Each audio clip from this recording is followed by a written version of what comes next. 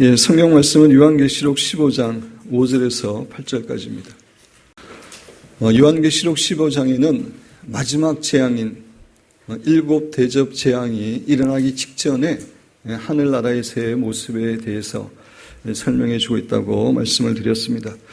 요한계시록 15장에는 두 개의 장면이 기록되어 있습니다. 첫째는 1절부터 4절까지로 7년 대환란에서 승리한 성도들이 하늘나라의 유리바다에 서서 하나님을 마음껏 찬양하는 그런 장면입니다. 둘째는 5절에서 8절까지로 7 대접 재앙을 집행하는 천사들이 부르심을 받는 그런 내용입니다.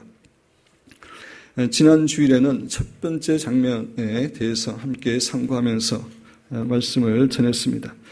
오늘은 7 대접 재앙을 집행하는 천사들이 부르심을 받는 내용을 통해서 하나님께서 우리 각자에게 주시는 은혜와 교훈을 받기를 원합니다. 우리 5절 말씀을 우리 한 목소리로 봉독하겠습니다. 또 2일 후에 내가 보니 2일 후라는 것은 1절에서 4절까지의 그런 환상을 본 다음에 그런 의미입니다. 내가 보니 하늘의 증거 장막의 성전이 열리며 증거 장막의 성전이 열리는 것을 사도 요한이 봅니다. 증거 장막의 성전이라고 하는 것은 그냥 하늘나라의 성전을 또 다르게 표현한 것입니다. 모세가 만들었던 성막도 때로 증거 장막이라고 불리웠습니다. 그 이유는 성막 안에는 하나님의 임재를 상징하는 하나님의 법궤가 있었고, 그 법궤가 하나님께서 이스라엘 백성들 가운데 거하시는 하나의 증거가 되었기 때문에 성막을 증거 장막이라고 불렀습니다. 그래서 하늘나라에 있는 성전에 대해서도 증거 장막이라고 사도 요한이 부르고 있는 것입니다. 우리 6절 말씀을 한 목소리로 봉독하겠습니다. 7장을 가진 7 천사가 성전으로부터 나와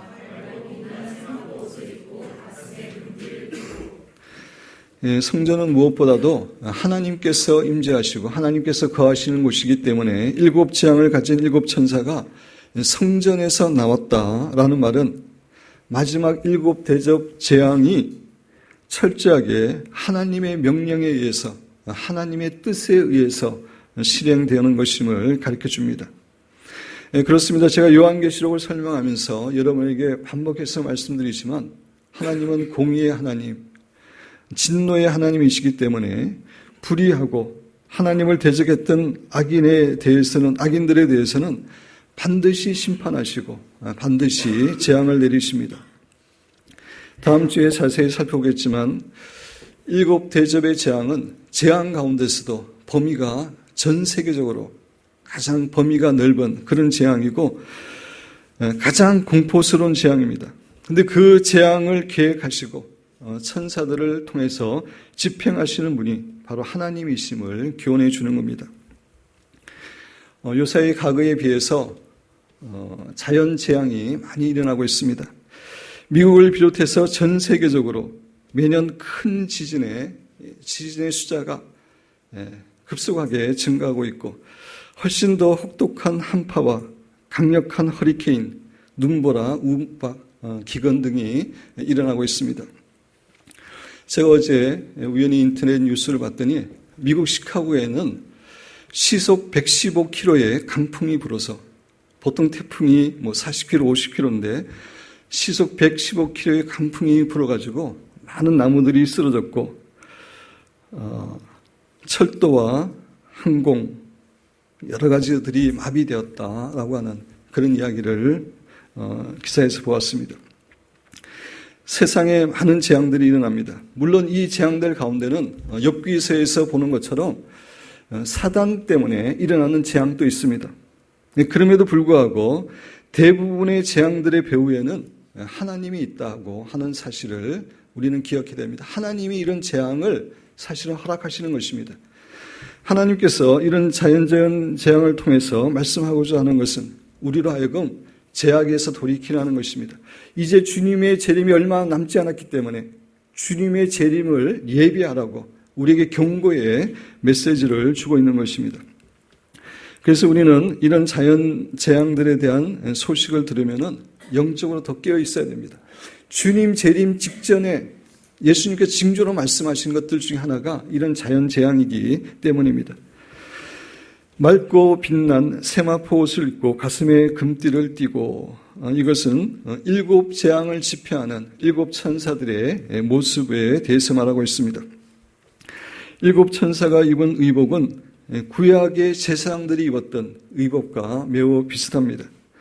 이 사실은 악한 자들에 대한 심판이 제사장들의 직무만큼 거룩한 일임을 우리에게 가르쳐 줍니다.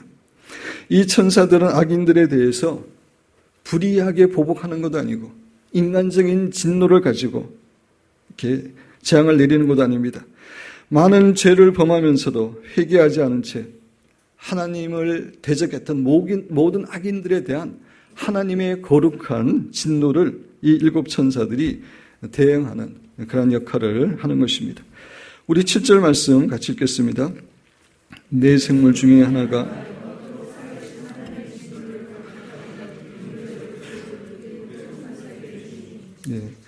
네 생물은 하나님 보좌를 둘러있는 서랍들이라고 말씀을 드렸습니다. 그들은 하나님의 가장 측근에서 전심으로 하나님을 찬양하고 하나님이 거룩하시다고 찬양하면서 하나님께서 말씀하시는 것들을 즉각적으로 수행하는 고위급의 천사들입니다. 4명의 천사들입니다. 그들 가운데 한 명의 스랍이 하나님의 진노를 가득히 담은 금대접 7을 7 천사에게 나누어 줍니다. 이 모습도 마지막 7 대접 재앙이 철저하게 하나님의 뜻 가운데 악인들에게 내려주는 것임을 우리에게 교훈해 줍니다. 하나님의 진노를 금 대접에 담았다고 하는데 금이라고 하는 것은 금속 가운데 가장 완전한 것입니다.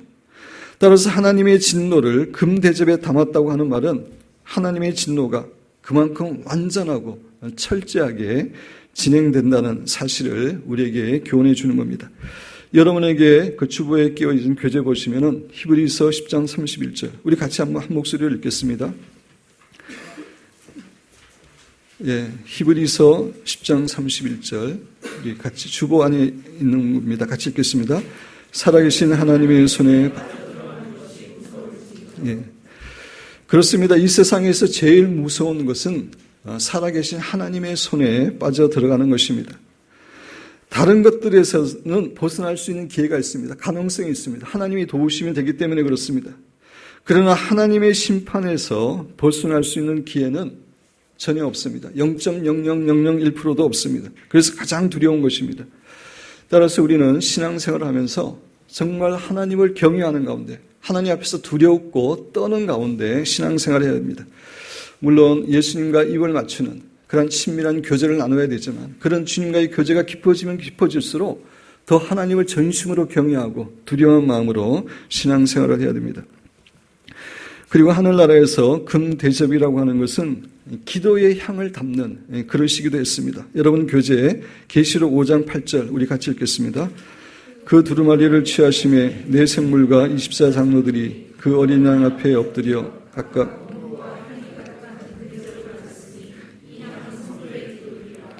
네 생물과 24장로들이 향이 가득한 금 대접을 가졌는데 이 향은 성도들의 기도다. 성도들의 기도가 금 대접 안에 들어있음을 교훈해 줍니다. 따라서 그 금 대접에 하나님의 진노가 들어있다고 하는 사실은 우리 성도들의 기도와 하나님의 심판이 매우 밀접한 관계가 있음을 교훈해 주는 겁니다.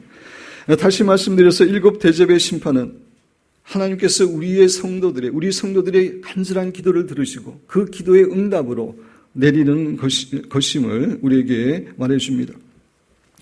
적그리스도와 그의 세력들에 의해서 죽임을 당한 순교자들이 하나님의 제단에서 하늘나라의 하나님의 제단에서 우리의 핏값을 신원해달라고 간절히 기도합니다. 그리고 환난 시대에 많은 성도들이 그 환난을 이길 수 있도록 또 환난을 주는 악인들을 심판해달라고 하나님께 간절히 기도합니다. 그 기도의 결과로 이런 7 대접의 심판이 이 땅에 이루어지는 겁니다.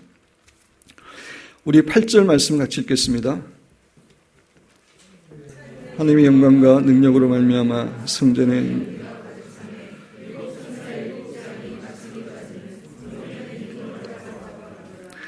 일곱 천사의 일곱 재앙이 마치기까지는 성전에 능히 들어갈 자가 없다라고 말합니다. 이 말은 일곱 대접의 재앙을 행하시는 하나님의 의지를 막을 자가 아무도 없다라고 하는 의미입니다. 아울러서 이제는 하나님의 은혜의 시간은 다 지나갔고 오직 하나님의 무서운 진노만이 남아있음을 교훈해 줍니다. 이제 이 세상에서 예수님을 믿지 않고 하나님을 대적했던 불신자들이 구원받을 수 있는 기회는 더 이상 없습니다. 오직 그들에게 하나님의 무서운 재앙이 남아있음을 이 표현을 통해서 우리에게 교훈해 줍니다. 하나님의 영광과 능력으로 말미암아 성전에 연기가 가득 차매, 여기서 연기라고 하는 것은 사람들이 감히 접근할 수 없는 하나님의 영광과 임재를 상징하는 말입니다. 하늘나라의 성전은 하나님의 영광과 임재로 정말 충만한 그런 상태에 있음을 우리에게 교훈해 줍니다. 그렇습니다. 성전은 무엇보다 하나님의 영광과 하나님의 임재가 있어야 됩니다. 구약 성경을 보면은 모세가 하나님의 명령을 따라서 성막을 다 지었을 때에 그곳에 하나님의 영광과 임재가 충만했습니다. 여러분 교재 출애굽기 40장 34절 35절 같이 읽겠습니다. 구름이 회막에 덮이고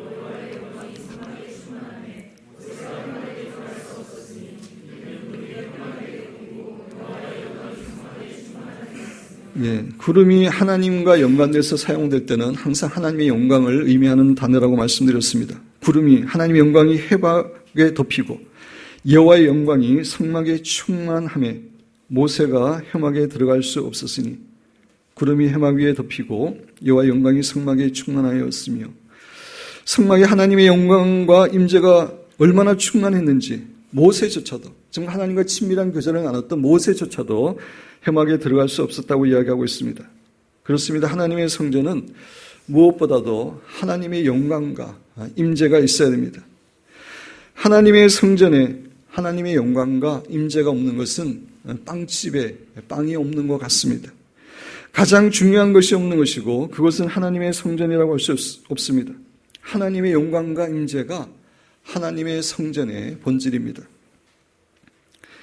우리 기쁨, 이 예배당, 이 성전에도 무엇보다 하나님의 영광과 하나님의 임재가 있어야 됩니다.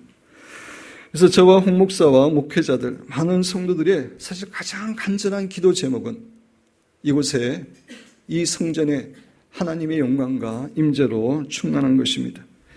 하나님의 은혜의 임재만 있는 것이 아니라 특별히 하나님의 영광의 임재가 임재하는, 거하는 그런 성전이 되기를 위해서 간절히 기도하고 있습니다.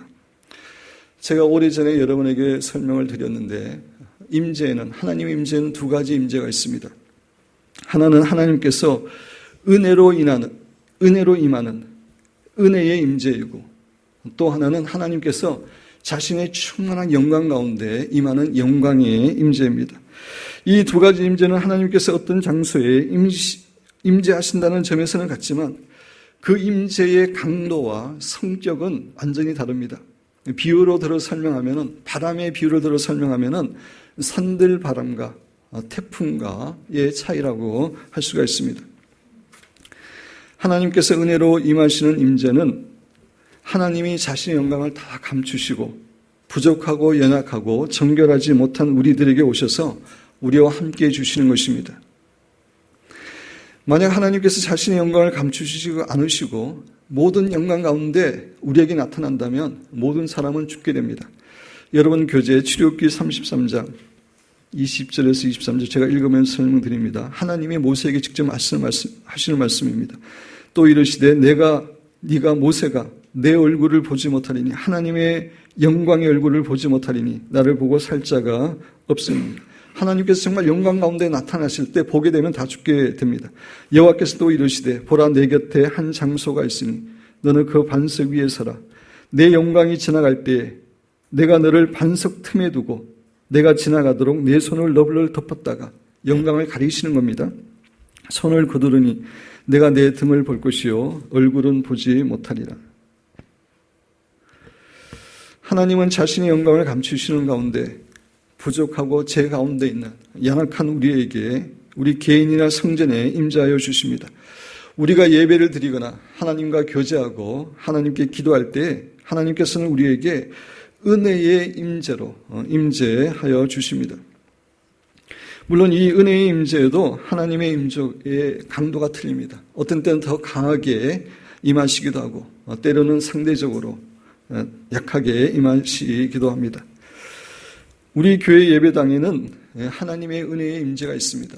많은 성도들이 이곳에서 간절히 하나님께 기도하고 있고 또 많은 성도들이 하나님을 갈망하고 있기 때문에 우리 교회 예배당에는 다른 교회 예배당의 평균 이상의 임재가 있다고 저는 믿고 있습니다. 몇 년 전에 미국의 베들 교회의 제시 사역자가 와서 말씀을 전했는데 이분은 이렇게 하나님의 임재를 이렇게 어떻게 느끼는지 모르지만 이렇게 직접 느끼는 그런 분입니다. 그분이 말하기를 우리 교회에서 금요 기도회에 집회를 할 때 그리고 수련회 집회를 할 때에 정말 하나님의 강력한 그런 임재가 있어서 자기가 취할 정도였다라고 이야기하는 것을 들었습니다. 우리 교회의 성전이나 모임에는 하나님의 은혜의 임재가 있습니다. 제가 종종 이야기를 하지만 하나님의 임재를 우리가 느낄 때 육체적으로도 느끼기도 합니다. 저 같은 경우에도 하나님의 은혜의 임재를 느낄 때 육체적으로 이렇게 느끼는 경우가 있습니다. 늘 그러는 건 아니지만 많은 경우에 하나님의 임재 가운데 있을 때 저희 심장이 따뜻해집니다. 따뜻해지는 것도 임재의 강도에 따라서 달라지고 또 때로는 제가 의도하지 않았는데 저도 모르게 깊은 심호흡이 나옵니다. 그리고 나서 정말 말할 수 없는 이 세상에 빼앗아갈 수 없는 하나님의 평강과 은혜가 저에게 임하는 것을 느낍니다. 정원 목사님 책을 읽어보면 이분은 하나님의 임재가 자기에게 임할 때에 자기의 심장에 꿀이 떨어지는 것과 같은 그런 정말 달콤하고 행복하고 그런 그 편안한 그런 느낌이 있다고 고백하는 것을 책에서 읽었습니다. 이런 임재가 하나님의 은혜의 임재입니다. 근데 오늘 본문 말씀 계시록 15장 8절에 나오는 하늘나라 성전에 있는 임재, 모세가 성막을 완성하고 나서 그곳에 임한 하나님의 임재는 은혜의 임재 이상의 것입니다. 그것은 하나님께서 자신의 충만한 영광 가운데 임하신 영광의 임재였기 때문입니다. 조금 전에 말씀드린 것처럼 은혜의 임재는 자신의 영광을 감추시고 임하시는 임재라고 한다면 영광의 임재는 그곳에 있는 사람들이 감당할 수 있을 만큼 하나님의 영광을 보여주시면서 능력을 보여주시면서 임하는 임재이기 때문에 임재의 강도가 틀립니다. 조금 전에 비유로 말씀드린 것처럼 산들 바람과 태풍이 다른 것처럼 그렇게 두 임재가 다릅니다. 하나님의 은혜의 임재의 경우는 아무리 연약하고 죄가 많고 영적으로 성숙되지 않은 사람들이라 할지라도 경험할 수 있습니다. 왜냐하면 이 임재는 말 그대로 우리의 영적인 상태에 관계없이 은혜로 임하는 임재이기 때문에 그렇습니다. 반면에 하나님의 영광의 임재는 그 영혼이 정결하고 거룩해져 있는 신자들에게 임합니다. 하나님은 자신의 영광을 함부로 보여주지 않기 때문입니다. 사람이 영적으로 청결하고 잘 준비된 만큼 그것에 비례해서 하나님의 영광의 영광 가운데 임하십니다. 물론 이 영광의 임재도 성도나 모임의 상황에 따라 가지고 그 강도가 틀립니다. 강도가 틀리지만 은혜의 임재와는 완전히 다른 차원의 그러한 강도입니다. 물론 우리는 하나님의 은혜의 임재를 통해서도 많은 축복을 누립니다. 하나님께서 은혜로 임재하실 때 하나님의 사랑을 깊게 체험하게 되고 조금 전에 말씀드린 것처럼 이 세상에 그 어떤 것도 빼앗아갈 수 없는 하나님의 평강과 은혜가 우리의 마음을 주장하는 것을 느끼게 되기 때문입니다. 그런데 하나님의 영광의 임재는 이거보다 훨씬 더 큰 은혜와 축복을 허락합니다. 하나님께서 영광의 임재로 임재하실 때는 자신의 영광과 능력을 다 드러내시기 때문에 그렇게 되면 사람들은 그 하나님의 강력한 영광과 거룩함과 능력 안에서 완전히 압도되고 두려워 떨게 되고 죽은 사람처럼, 거의 죽은 사람처럼 엎드러지게 됩니다. 여러분 교재에 보면, 요한계시록 1장 17절에 보면, 내가 볼 때에 그의 발 앞에 엎드려져 죽은 자 같이 되매, 사도 요한이 환상 가운데 부활하신 예수님을 모습을 보고 나서 이야기하는 겁니다. 사도 요한은 예수님이 이 땅에 계셨을 때 예수님 품에 이렇게 자기를 이렇게 안겼던, 예수님과 친밀한 교제를 나눴던 사람이었습니다. 그럼에도 불구하고 부활하시고 영광 가운데, 정말 놀라운 영광 가운데 계신 예수님의 모습을 보고는 완전히 그 발 앞에 엎드려져 죽은 자 같이 되었습니다. 하나님의 영광의 임재를 경험하게 되면은 영광의 임재에 압도하게 돼요. 굴복하게 되고 항복하게 되고 온전히 하나님께 사로잡히는 게 되는 것입니다. 근데 이 영광 가운데 임하는 하나님의 임재는 매우 소수의 성도나 교회만이 경험하고 있는 것입니다. 부끄럽지만 저 자신도 은혜의 임재는 어느 정도 강하게 경험하고 있지만 이 영광의 임재는 아직까지 제가 경험하지 못했습니다. 그래서 저는 우리 교회 성전에 저 개인에게 이 영광의 임재가 임하기를 정말 간절히 기도하고 있습니다. 제가 얼마 전에 홍 목사하고 이야기하는데 홍 목사의 가장 간절한 기도는, 기도의 대부분을 이곳에 하나님의 영광의 임재가 있기를 기도한다고 하는 것을 들었습니다. 많은 다른 목회자들과 성도들도 가장 간절한 기도 제목은 이것입니다. 왜냐하면 교회의 본질이 하나님의 임재고 하나님의 영광이기 때문입니다. 하나님의 영광의 임재가 될 때 어떠한 일이 일어나게 되는지, 하나님 당신을 갈망합니다 라는 책을 쓴 토미 테니 목사님의 이야기를 통해서 말씀을 드리려고 합니다. 이분은 하나님의 영광의 임재를 간절히 추구하는 사람입니다. 그리고 그런 추구하는 사람들의 그 단체인 God Chasers, 하나님을 추구하는, 쫓아가는 사람들이라고 하는 단체의 대표 목사님입니다. 그래서 이분은 하나님의 영광의 임재가 성도들과 이 세상의 교회들에게 임하도록 하고 있는 그 사역을 하고 있습니다. 이분이 어떻게 하나님의 영광의 임재를 자신이 처음으로 경험하게 되었는지 그 책에서 설명하고 있습니다. 이 토미 테니 목사님은 3대에 걸친 목회자 집안에서 태어났습니다. 자기가 3대째 목사입니다. 그래서 16살 때부터 설교를 시작해서 10년간 교회에서 사역을 했고, 그 이후 미국의 전역과 세계 곳곳을 돌아다니면서 복음을 전하던 그런 분이었습니다. 이분은 자신이 매우 성공적으로 사역을 하고 있는 것으로 생각했다고 합니다. 미국의 꽤 큰 대형 교회에서는 대부분 자기가 말씀을 전하거나 집회를 인도했고, 국제적으로도 정말 파워풀하게 사역을 하고 있었기 때문입니다. 그러나 그때까지는 아직 하나님의 영광의 임재를 경험하지 못했습니다. 그러나 어느 가을 주일 아침에 있었던 일로 자신의 모든 사역이 달라졌다고 고백합니다. 이 부분은 책에서 인용하는 겁니다. 그것은 내 오랜 친구의 전화에서 시작되었다. 텍사스 휴스턴에서 목회하고 있던 그가 자기 교회에 와 설교해 달라고 부탁했고, 나는 왠지 올 것이 왔다는 기분이었다. 그의 전화를 받았을 때 나는 하나님이 주실 그 뭔가가 기다리고 있다는 느낌이 들었다. 그래서 친구 목사님의 초청으로 그곳에 가서 주일날 말씀을 전했습니다. 은혜가 있었지만 큰 일은 없었는데, 근데 신기하게도 그 다음 주에도 친구 목사님이 그 다음 주에도 와서 말씀을 전해달라고 했습니다. 그리고 예배를 드리고 나서 또 그 다음 주, 세 번째 주에도 와서 예배를 드려달라고 이야기했습니다. 이거는 결코 흔한 일이 아닙니다. 근데 세 번째 그 교회에 갔을 때 그곳에 하나님께서 영광 가운데 임재하셨고, 자기도 영광 가운데 임재하시는 그 하나님을 경험하게 되었음을 증거합니다. 책에 있는 내용대로 제가 읽어드립니다. 3주째 갔을 때였다.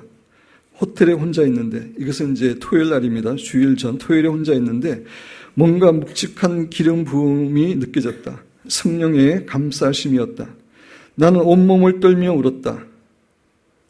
이튿날 아침 8시 30분 주일 예배를 드리러 교회 갔다. 교회가 여러 번의 예배가 있는데 이제 첫 번째 예배에 드리러 간 겁니다. 예배실에 들어가 맨 앞줄에 앉는데 숨 막힐 듯한 공기 속에 하나님의 임재가 이미 빽빽히 들어차 있음을 느껴졌다. 호흡이 곤란할 정도였다. 음악팀이 찬양 인도를 계속하느라 애먹고 있는 것이 한눈에 보였다. 그들은 눈물을 주체할 수 없었던 것이다. 하나님의 임재가 너무나 강렬하게 머물자 마침내 그들은 노래도 연주도 더할 수 없었다. 하나님의 그 은혜의 임재는 평강과 축복을 누리지만 정말 강력한 영광의 임재는 우리가 스스로 통제할 수 없게끔 이렇게 임하시는 겁니다. 이제 갔는데 벌써 그런 분위기가 있는 겁니다. 중간에 생략하고 그 분위기는 내게 이사야 6장 말씀을 생각나게 했다. 말씀에 보면 성전에 여호와의 영광이 가득했다. 건물은 교회 건물인데 이미 성령이 충만할 대로 충만했고 하나님의 임재는 글자 그대로 실내에 꽉꽉 메워져 있었다. 실내는 여기저기 숨죽여 흐느끼는 소리뿐이었다. 친구 목사가 예배를 이어받을 것을 말했지만 나는 실내를 가득 메우고 있는 고귀한 임재를 방해하여 슬프게 하고 싶지 않았다. 우리 인간들은 어느 정도까지만 성령께 통제권을 내드린다. 얼마나 오랫동안 그래 왔던가. 일반적으로 우리는 상황이 내 안전지대와 통제를 조금만 벗어나면 당장 끼어들어 칼을 휘두른다. 이제 친구 목사가 이번엔 이야기합니다. 역대하 7장 14절 말씀을 읽어야 할 것 같네. 주님이 주신 말씀이야. 친구 목사가 이분에게 말했습니다. 나는 눈물이 범벅이 된 채로 고개를 끄덕였다. 친구 목사는 연단 중앙에 있는 투명 강대상 앞에 서서 성경을 펴고 역대하 7장 14절의 주님의 말씀을 차분하게 읽었다. 내 이름으로 일컫는 내 백성이 그 악한 길에서 떠나 스스로 겸비하고 기도하여 내 얼굴을 구하며 내가 하늘에서 듣고 그 죄를 사하고 그 땅을 고칠지라. 그 순간 건물 안에 천둥 같은 소리가 울렸다. 목사는 글자 그대로 위로 들어 올려졌다가 3m쯤 뒤로 쿵 나가 떨어졌다. 목사가 뒤로 나자빠지는 사이 강대상은 앞으로 넘어졌다. 바닥에 닿는 순간 강대상은 이미 2조각이 나 있었다. 나는 즉시 마이크 앞으로 나가 말했다. 하나님이 지금 이곳에 들어오셨습니다. 목사님은 괜찮습니다. 곧 괜찮아질 것입니다.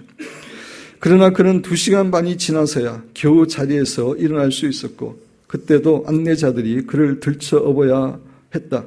살아있다는 증거로 손만 가득게 들고 있었을 뿐이었다. 하나님의 임재가 폭탄처럼 그곳에 내리쳤다. 사람들은 울고 통곡하기 시작했다. 나는 여러분의 삶이 잘못됐다면 지금이야말로 하나님과의 관계를 바로 잡을 때입니다. 라고 말했다. 11시 예배 시간이 됐는데 이제 8시 반에 시작했는데 11시 예배 시간이 됐는데 아무도 자리를 뜨지 않았다. 사람들은 여전히 엎드러져 있었고 음악 연주도 거의 없는데도 예배 열기는 걷잡을 수 없이 되어갔다. 남자들이 발레를 추었고 어린아이들도 회개하며 울부짖었다. 모두 그분의 임재 안에 있었다. 그날 그곳에는 설교도 없었고 이렇다 할 찬송도 없었다. 그저 성령뿐이었다. 그들은 세례를 간절히 원했다. 우리는 주님 앞에 회개한 데에 대한 물리적 증표로 사람들에게 세례를 주기 시작했다. 그렇게 시작한 세례가 몇 시간이고 계속됐다. 끝없는 주일 아침 예배는 월요일 새벽 1시까지 계속되었다. 월요일 저녁 집회는 광고할 필요도 없었다. 다들 이미 알고 있었다. 솔직히 광고를 하든 안 하든 집회는 열렸을 것이다. 사람들은 잠시 눈을 붙이거나 꼭 해야 할 일을 처리하러 집에 갔다가 뭔가를 더 얻고 싶어서 돌아왔다. 그것은 사람이나 프로그램이 아니라 하나님과 그분의 임재였다.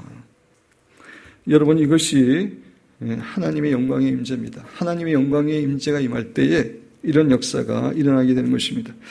토미 테니 목사님은 이 하나님의 영광을 임재를 경험하고 나서부터는 그 이후부터 이 하나님의 영광의 임재를 추구하는 체이스하는 그런 사람으로 변화되었고 그 사역을 하고 있습니다. 토미 테니 목사님은 이 책의 뒷부분에서 하나님의 영광이 임함으로 일어나게 된 또 다른 부분에 대해서 이렇게 설명하고 있습니다. 책에 있는 내용을 그대로 읽어드립니다. 하나님이 임하신 어느 교회의 한 사역자가 주중 어느 날 강단 화분에 물을 갈아주러 예배실의 강당 안쪽으로 들어갔다. 이후 그는 나오지 않았다. 3시간이 지나서야 그는 어두컴컴한 예배실 안에서 넘어져 엎드려져 있는 채 발견되었다. 하나님의 임재의 구름에 걸려 넘어졌던 것이다. 그 목사에게 무신론을 전파하는 처남이 있었다. 목사는 자신의 집에 방문한 처남을 교회로 인도했다. 근데 처남의 한 발이 문톡 저편에 교회 바닥에 닿는 순간 그는 푹 꼬꾸라졌고 울며 부르짖기 시작했다. 곧 그는 목사를 붙잡고 말했다. 지금 당장 구원받는 길을 알려주십시오. 시종부는 바닥에서 몸부림치며 걷잡을 수 없이 울었다. 무신론자인 처남이 하나님의 영광의 잔재 혹은 남아있는 임재를 만났던 것이다. 이러한 임재의 위력이 교회 건물이라는 국한된 곳을 벗어나 도시나 지역으로 확산된다면 어떠한 일이 벌어질까라고 이야기합니다. 그러면서 이분은 부흥이라고 하는 것은 다른 것이 아니라 교회 성전에 있는 하나님의 영광이 교회의 벽을 뚫고 나와서 도시의 거리거리로 흘러가서 이 세상을 변화시키는 것이라고 말합니다. 사랑하는 성도 여러분, 이것이 하나님의 영광의 임재입니다. 하나님의 영광의 임재가 임할 때 사람들은 그 앞에 완전히 굴복하게 됩니다. 항복하게 됩니다. 철저하게 회개하게 됩니다. 새로운 삶을 살게 됩니다. 하나님의 영광의 임재가 이곳에 있다면 이 앞에 거리를 지나가는 사람이 그냥 이 성전에 들어와서 울고 회개하게 됩니다. 우리 기쁜 교회에 꼭 있어야 할 것은 이 하나님의 영광의 임재입니다. 하늘나라의 성전과 모세가 세운 성막에는 하나님의 영광의 임재가 있었습니다. 이 영광의 임재가 교회의 본질이고 가장 중요한 것입니다. 룻기를 보면은 나오미와 그 남편과 두 아들이 고향 베들레헴을 떠나서 모압으로 이주했습니다. 그들이 베들레헴을 떠나서 모압으로 이주한 이유는, 가장 중요한 이유는 흉년이 들어서 먹을 것이 없었기 때문에, 빵이 없었기 때문입니다. 근데 본래 베들레헴이라고 하는 도시의 이름의 의미는 빵집이라는 것입니다. 빵집인데 빵이 없어가지고 그들은 이방 나라로 가야만 했습니다. 오늘날 많은 사람들이 교회에 흥미를 잃고 교회를 떠나고 있고 세상 사람들이 교회에 대해서 별로 관심을 갖고 있지 않습니다. 왜 그렇습니까? 교회에 빵이 없기 때문입니다. 교회에 있어야 할 빵은 다른 것이 아니라 하나님의 임재의 빵입니다. 은혜의 임재뿐만 아니라 영광의 임재가 있어야 됩니다. 그런데 오늘날 교회에는 이 하나님의 임재가 너무나 부족하기 때문에, 거의 없기 때문에 많은 사람들이 뉴에이지를 추구하고 다른 종교를 추구하고 점쟁이를 찾아가고 있는 그런 상황입니다. 사랑하는 성도 여러분, 교회는 무엇보다 하나님의 강한 임재가 있어야 됩니다. 하나님의 임재가 없는 수많은 예배들, 성경 공부들, 프로그램들, 하나님 보시기에는 거의 의미가 없습니다. 성도들 변화시키지 못합니다. 하나님의 임재만이 비결입니다. 우리 교회는 무엇보다 하나님의 영광의 임재가 있어야 됩니다. 그렇다면 우리가 어떻게 해야지 하나님의 영광의 임재가 가득한 교회가 될 수 있습니까? 물론 이런 영광의 임재를 주시는 것은 하나님의 절대 주권입니다. 그렇지만 하나님의 영광의 임재가 임했던 곳에서 성도들이 공통적으로 했던 그러한 일들이 있습니다. 조금 전에 말씀드린 대로 하나님의 은혜의 임재는 모든 사람에게, 어떤 사람에게도 임할 수 있지만 하나님의 영광의 임재는 사람들이, 성도들이 영적으로 정결하고 잘 준비된 만큼 그것에 비례해서 임합니다. 하나님의 영광의 임재가 임했던 곳에서 성도들이 했던 공통적인 일들은 철저한 회개입니다. 회개하고 회개했습니다. 그리고 자가를 죽이는 자기 부인입니다. 자기가 죽고 예수님만을 주인으로 모시는 삶을 살기 위해 애썼습니다. 그리고 말씀에 철저하게 순종했습니다. 그리고 하나님을 갈망하고 사모하는 가운데 전심으로 하나님을 경외하는 그러한 곳이었습니다. 회개에 대해서 토미 테니가 하나님 당신을 갈망합니다. 그 책에서 말하고 있는 내용을 우리 같이 한번 읽겠습니다. 회개는 우리의 마음을 닫고 굳게 한다. 회개는 우리의 삶과 교회, 가정의 모든 낮은 곳을 높이고 모든 높은 곳을 깎는다. 회개는 하나님의 임재에 대해 우리를 준비시킨다. 사실 회개 없이는 그분의 임재 안에 있을 수 없다. 회개가 있기에 그분의 임재를 추구할 수 있다. 우리가 하나님께 이를, 또는 하나님이 우리에게 이르실 길을 닦는다. 세례 예견하는 무료가. 그 다음 내용을 같이 읽겠습니다. 우리가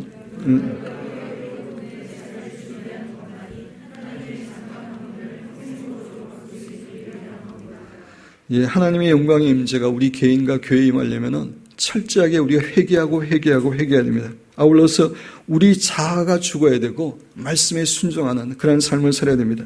그러나 이것들과 함께 가장 중요한 것은 하나님을 사모하고 갈망하는 그런 마음을 갖는 것입니다. 왜냐하면 하나님께서는 목마르고 갈급한 심령의 영광으로 임재하여 주시기 때문입니다. 우리 교회 성전에 하나님의 영광의 임재가 충만하기 위해 우리는 정말 하나님을 사모하고 갈망해야 됩니다. 하나님의 손, 즉 하나님의 어떤 축복이나 능력을 구하는 것이 아니라 하나님의 얼굴을 구하고 하나님 자신을 구해야 됩니다. 목마른 사슴의 갈증을 가지고 하나님 자신을 갈망하고 사모하는 곳에 하나님께서 영광의 임재로 임재하여 주십니다. 여러분 교재에 보면은 하나님의 시선과 마음을 우리 쪽으로 돌려놓는 유일한 방법은 우리의 갈급함이다. 갈급함에 있는 곳에 하나님이 역사해 주시는 것입니다. 사랑하는 성도 여러분, 우리 기쁨교회는 무엇보다도 하나님의 얼굴을 갈망하고 사모하는 그런 교회가 되어야 됩니다. 성경을 보면 하나님을 진정으로 만난 사람들은 매너를 다 잊어버린 사람이다. 매너를 잊어버렸다는 얘기는 무례함을 의미하는 것이 아니라 정말 절박함과 간절함을 가지고 하나님을 찾았던 사람들만이 하나님을 만났습니다. 12의 혈루증을 앓던 여인은 연약한 몸이었음에도 불구하고 수많은 군중들을 악착같이 해치고 나아가서 그들이 구박도 받고 욕도 얻어먹었지만 그들을 해치고 나와서 끝내 주님의 옷자락을 만졌습니다. 가나안 여인은 괴취급을 받으면서 모든 체면을 벗어던지고 귀신 들린 장인 딸을 위해서 하나님께 부르짖어 메어 달렸습니다. 예수님께 부르짖어 메어 달렸습니다. 그래서 이 여인들은 하나님을 만났고 하나님의 역사를 경험했습니다. 아가서의 술람미 여인도 예수님에 대해서 상사병에 걸린 채 예수님을 사모하고 갈망했기 때문에 예수님을 만나게 되었고 죽음보다 더 강한 예수님의 사랑을 체험하고 예수님을 사랑하는 여인이 되었습니다. 다윗은 시편 27편 4절에서 무엇이라고 고백합니까? 우리 같이 읽겠습니다. 내가 여호와께 바라는 한 가지 일 그것을 구하리니 곧 내가 내 평생에 여호와의 집에 살면서 여호와의 아름다움을 바라며 다윗은 일평생 소원이 여호와의 성전에서 하나님의 아름다움을 바라보면서 하나님을 찬양하고 갈망하는 것이었습니다. 그래서 다윗은 하나님을 만났습니다. 사랑하는 성도 여러분, 교회의 본질은 하나님의 영광과 하나님의 임재입니다. 사랑하는 여러분과 저는 철저한 회개, 자아를 죽이는 자기 부인, 말씀에 순종하는 삶, 그리고 무엇보다도 정말 하나님을 갈망하고 사모하는 그런 삶을 살아감으로 우리 개인과 우리 성전에 하나님의 영광의 임재가 가득해서 우리 모두가 영광의 하나님을 풍성하게 경험하게 될 뿐만 아니라 그 이곳에 있는 하나님의 영광의 임재가 정말 벽을 뚫고 이 사방으로 흩어가서 이 마을을, 이 지역에 하나님의 부흥이 임하게 하는 그런 아름다운 성도와 교회가 되시기를 주님의 이름으로 축원드립니다.